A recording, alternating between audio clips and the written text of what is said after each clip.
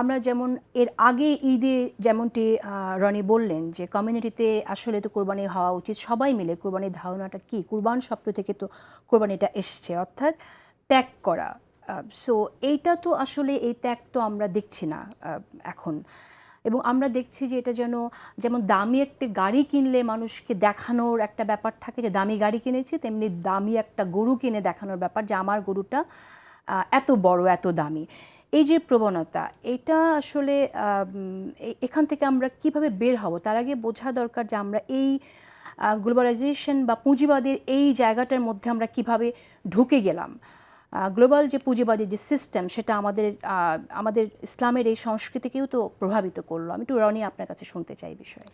জি, এটা খুব ইম্পর্ট্যান্ট। যেমন ধরেন কুরবানিটা একটা জবাইয়ের উৎসব না, তো এটা কুরবানি যেটা আপনি বললেন একদম পারফেক্টলি, যে ত্যাগ করা।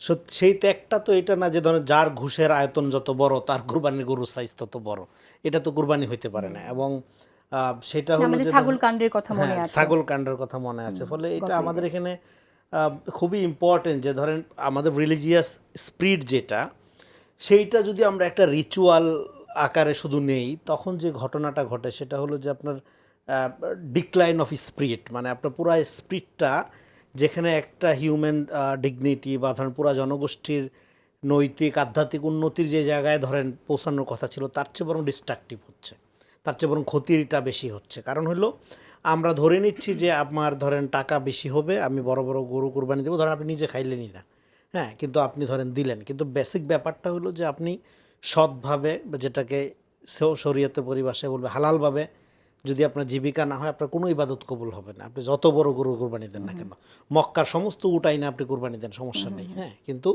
আপনার যদি ইনকামটা সলিড না হয়, সৎ না হয়, হালাল না হয়, এগুলোর কোনো 2 পয়সার দাম নাই।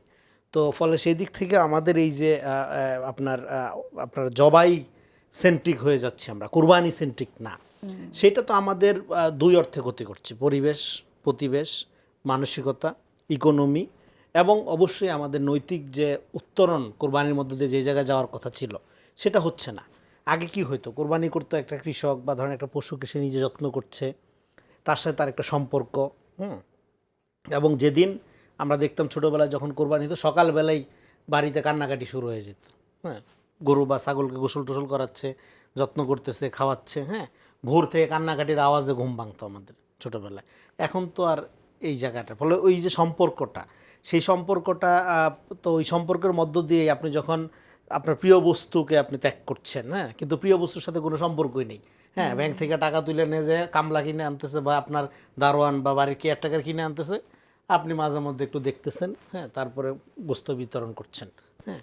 সো এই যে আপনার পুরাটার একটা যে মানে কি বলবো, যে ডিস্টরশন অফ, ঠিক মতো হয় না, হ্যাঁ, মানে ফলে এইটা ঠিক কতখানি এই রিলিজিয়াস আদব রক্ষা হয়, সেটা নিয়েও প্রশ্ন করা দরকার। এই জন্য আমি মনে করি আলেম সমাজের এই বিষয়গুলোতে, আমরা তো ইসলামী স্কলার না, কিন্তু আমরা সাদা চোখে যেটা বুঝতে পারি সেটা হলো যে ঠিক এতে করে এটার যে আধ্যাত্মিক মাহাত্ম্য, এটার যে স্পিরিচুয়াল বিউটি, এটা কলাপস করে, এটা এইভাবে হয় না, হ্যাঁ।